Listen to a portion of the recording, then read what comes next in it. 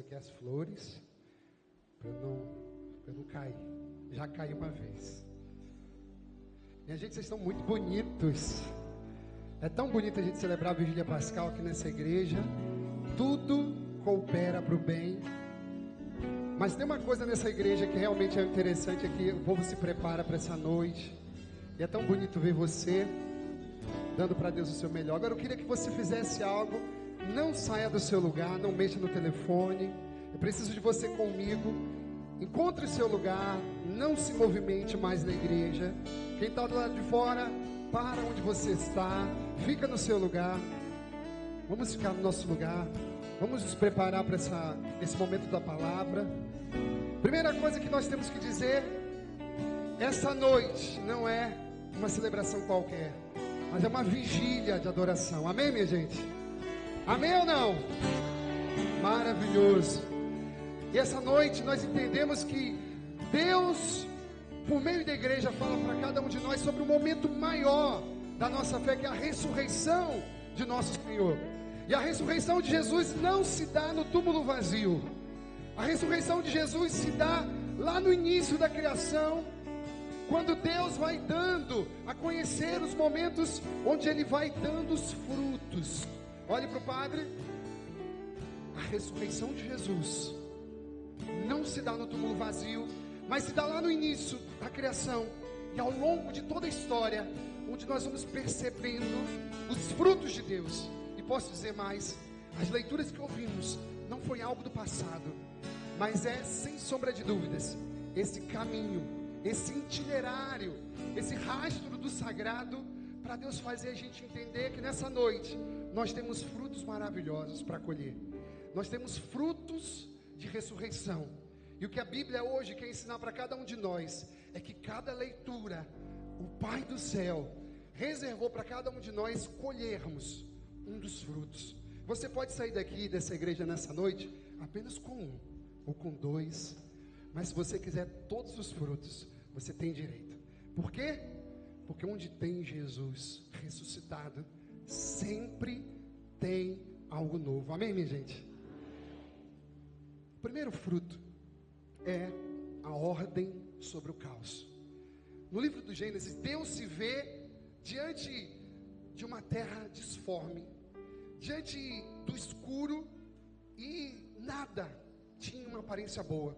Deus não quebra o caos com violência, mas com a habilidade que Ele tem de cuidar e de gerar harmonia.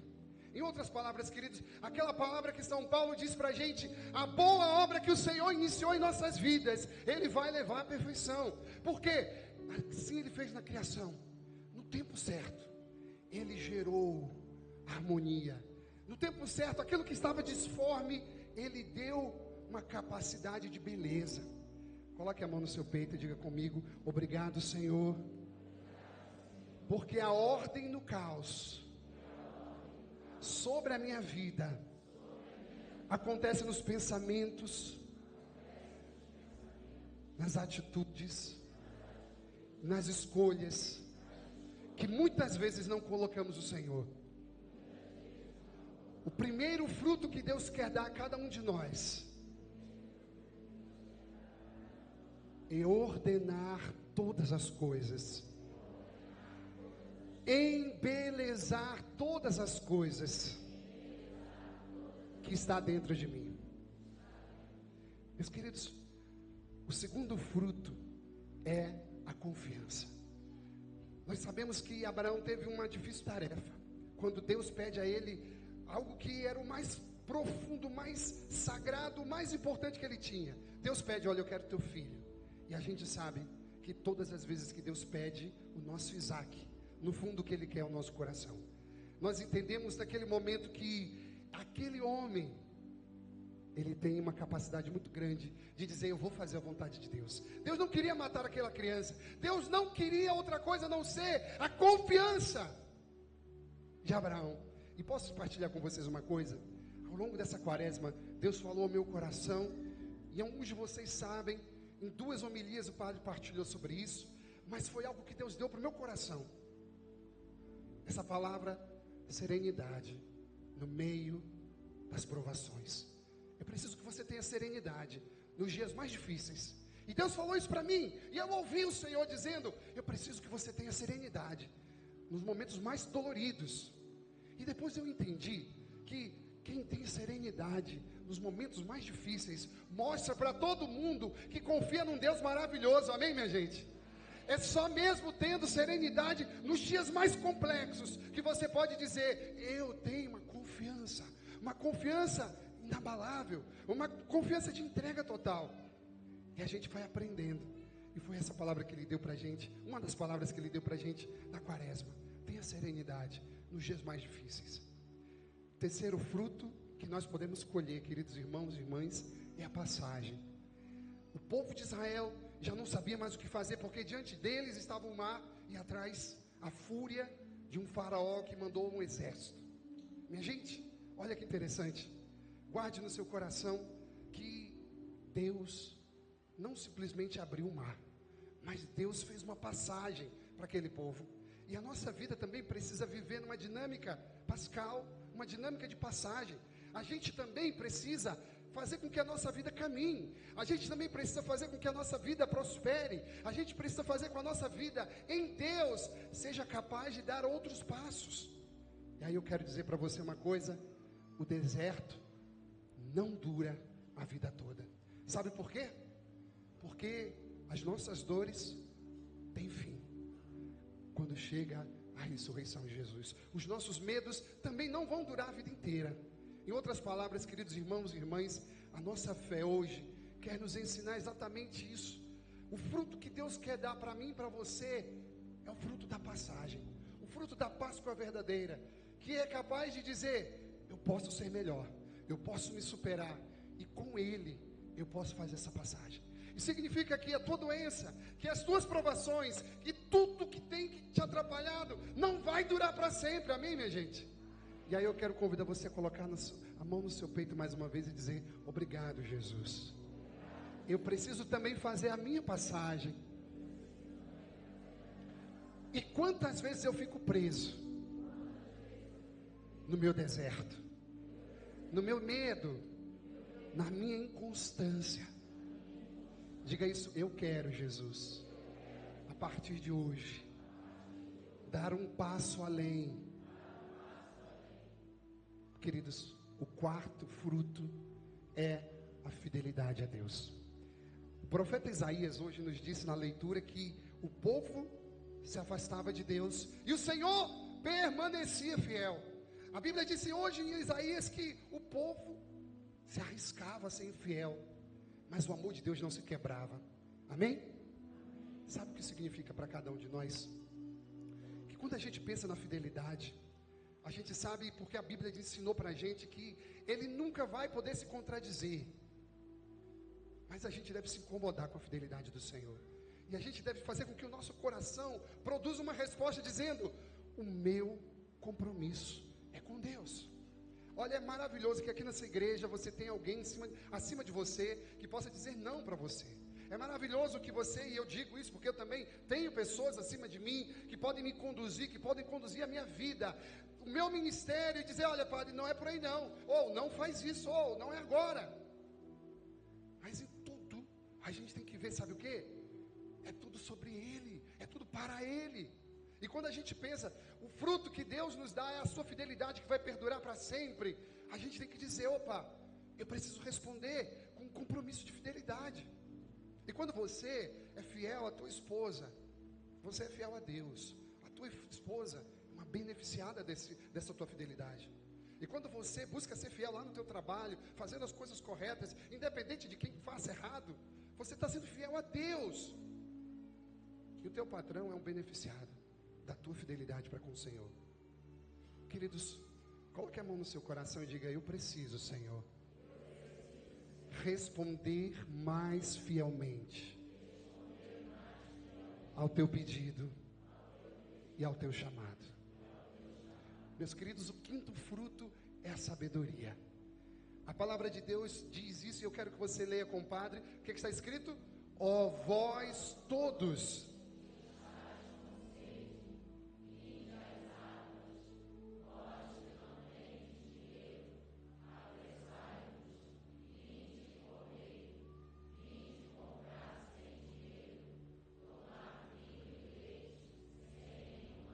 Eu quero dizer isso uma coisa, olha, Deus quer te saciar por meio da sabedoria. E a palavra de Deus nos diz em Tiago, se você quer sabedoria, peça a Deus, porque com largueza Ele vai te dar. Em outras palavras, quando a Bíblia fala de sabedoria, a Bíblia não diz acúmulo de conhecimento, mas diz uma vida direcionada para o Senhor. Isso significa que uma vida sábia, significa que você precisa ter discernimento, prudência e paz. Ou seja, se você busca no Senhor, Ele vai te dar sabedoria. E essa sabedoria é a forma com a qual Deus deseja saciar o teu coração.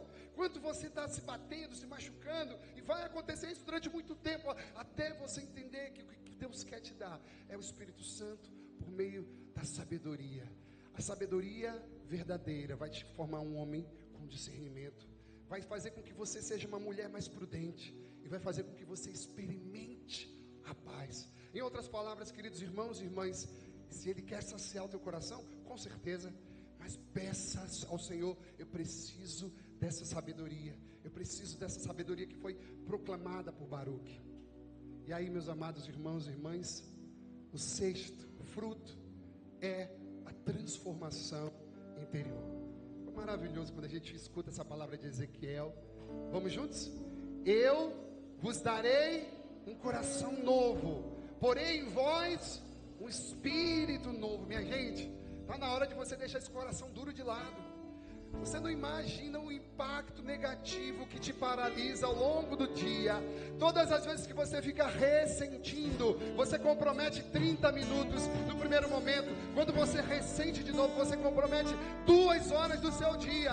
Você fica parado, você fica trancado. O que a gente precisa é, Senhor, libera sobre meu coração o Espírito para retirar esse coração duro, sabe?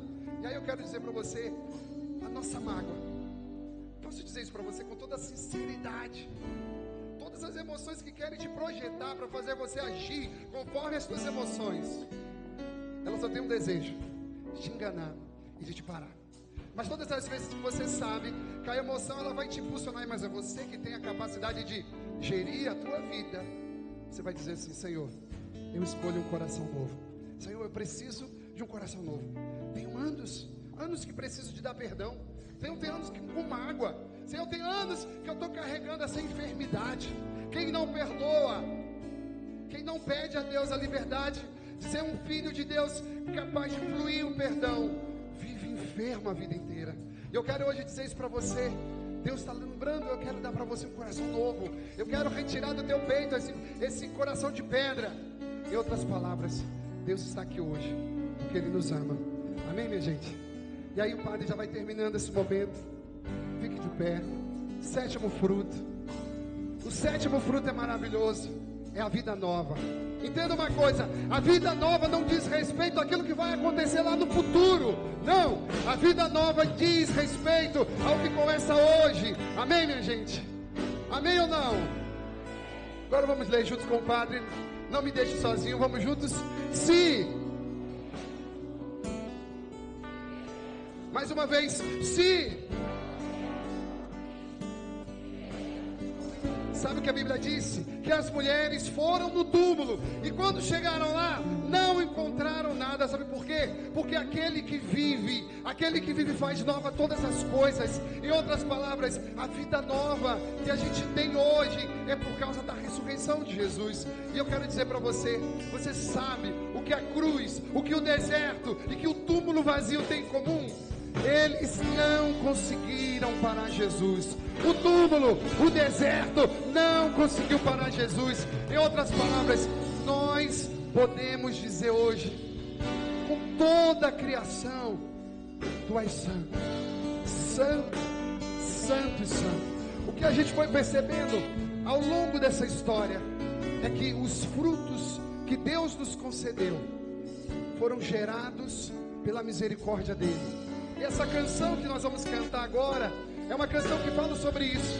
Os anjos e toda a criação declara: o teu nome está acima de todo nome. O teu nome é maior que tudo. Por isso eu quero convidar você. Levante sua mão direita, compadre. Levante sua mão direita. Pega sua mão direita mesmo, sem medo. Para terminar esse momento, vamos declarar isso. O teu nome, Senhor, o teu nome.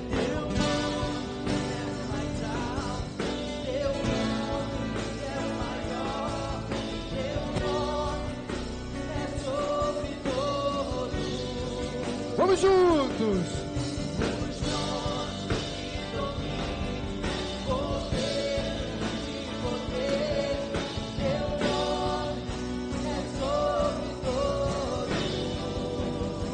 Mais uma vez. Teu nome é o mais alto, teu nome é o maior, teu nome é sobre todos.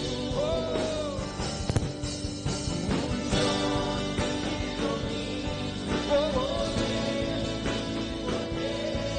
teu nome é sobre todos. Canta, igreja.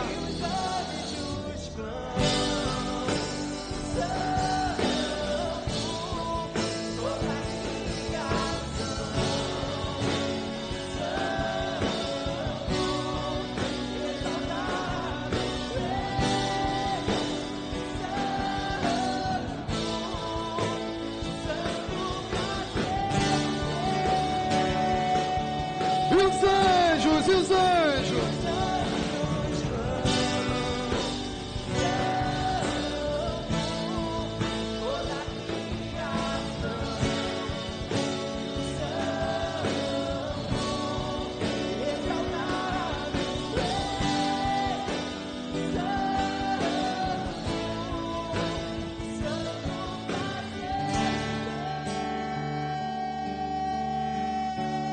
Eu queria dizer isso para você, porque muitas vezes a nossa mente sabota a gente, sabe?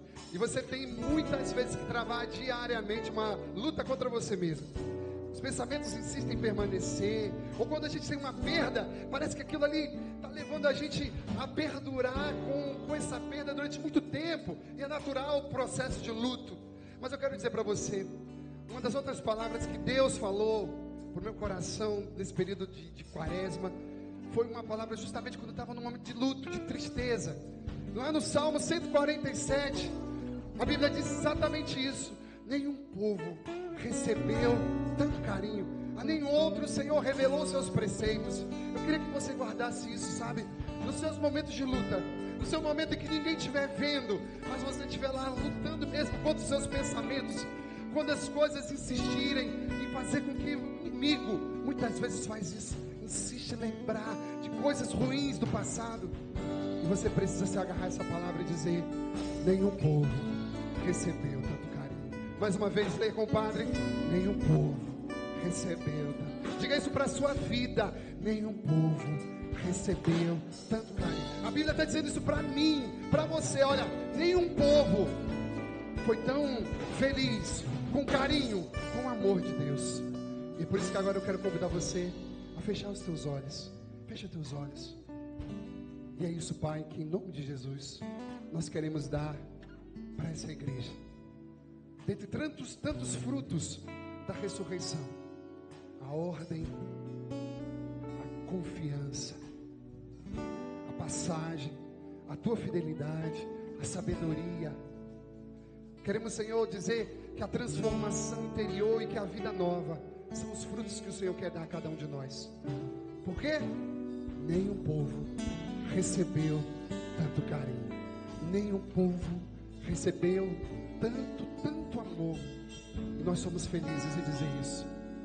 Nos unimos aos anjos, nos unimos aos santos, para dizer: santo é o teu santo nome. Te adoramos e te bendizemos. Vamos juntos. E os anjos cantam, e os anjos adoram conosco. Vamos juntos.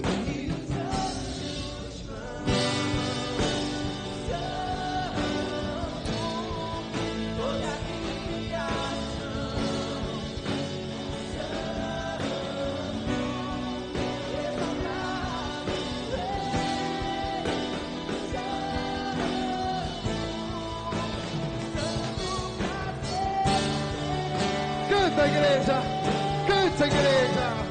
E os anjos.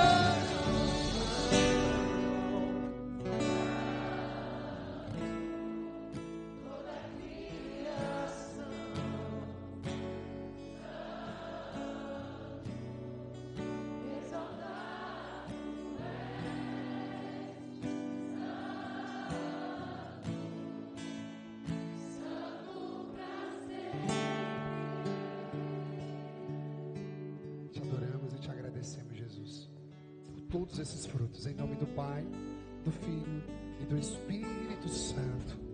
Amém.